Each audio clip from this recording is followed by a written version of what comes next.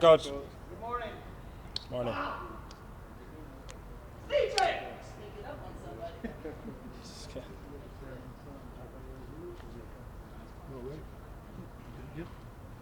Micah, can you talk a little bit about the scrimmage Saturday, what it was like to get out there and play in a game-like situation? It was good. I love playing some ball. It's great to be out there and play, catch a touchdown pass from my boy Jay Trav, and it's definitely exciting just being able to, go out there and play football. This is what I love doing ever since I was a little kid. So being able to go out there and do what I do is a blessing.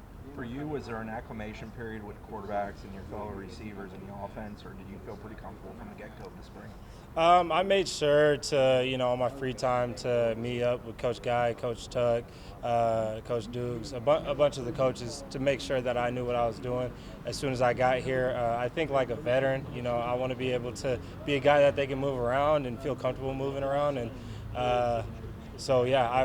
I feel like the acclimation's been pretty easy for me, and being able to, learn the plays and show that I can be versatile on the inside and outside.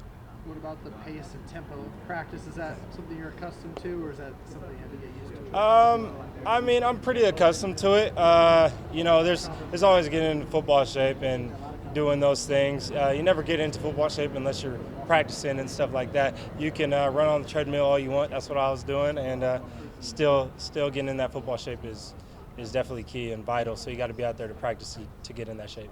Beyond coming here to be an offensive weapon, how much did the opportunity on special teams kind of appeal to you when you walked in the door?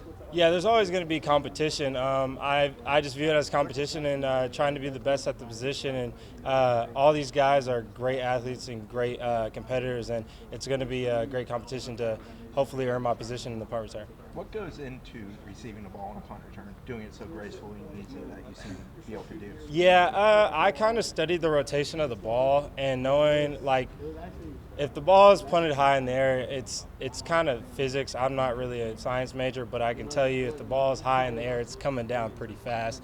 So even though it looks like it's coming way over my head, it's really coming straight to me. Just understanding the spin of the ball and knowing the bounce. If the rotation is reversed, then the ball is going to bounce forward. If it's this way, it's going to bounce to me. So just understanding the rotation of the ball is probably vital and key for me.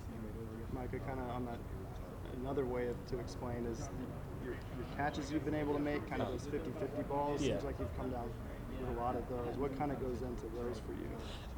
It's a 100-0 ball for me. I'm not letting that DB pick it, and the person that's going to come down with it is me, and that's my mentality.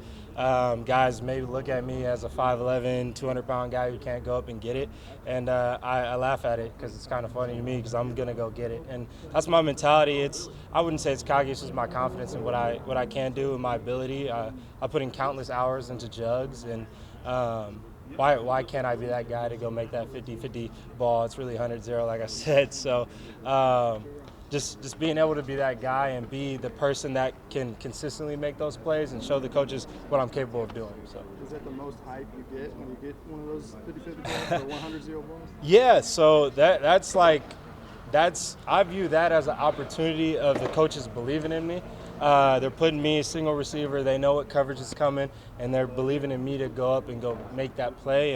It's not only I'm dependent on myself, but a lot of other people are dependent on me, and I want to prove it to them and show them that I can make that play.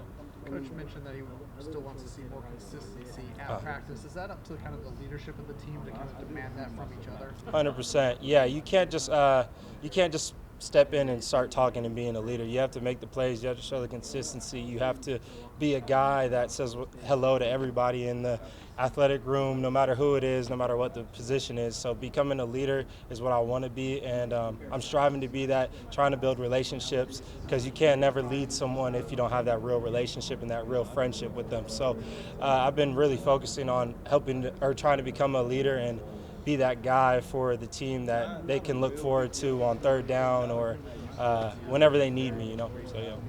You come from a football family. Can you go back in time with me? Yeah.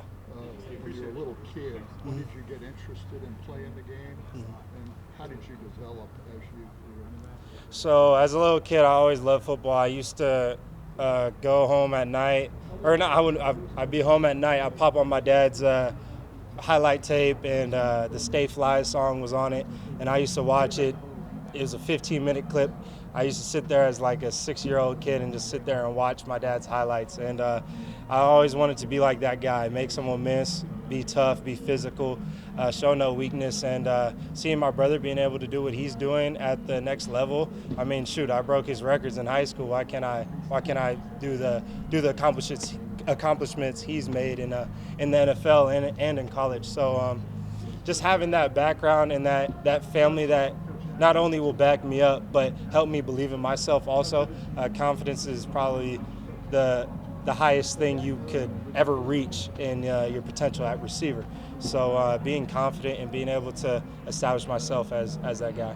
I've heard a lot of the things you said about punt returns before. Who taught you the nuances of that, and how did you kind of become interested in making sure you learn that? Yeah, I actually kind of taught myself. So I'm not sure, like, if any of you guys did it, but for me, I used to spin around at home when I was like 6 years old, throw the football in the air, be really dizzy, and I try to catch it every time.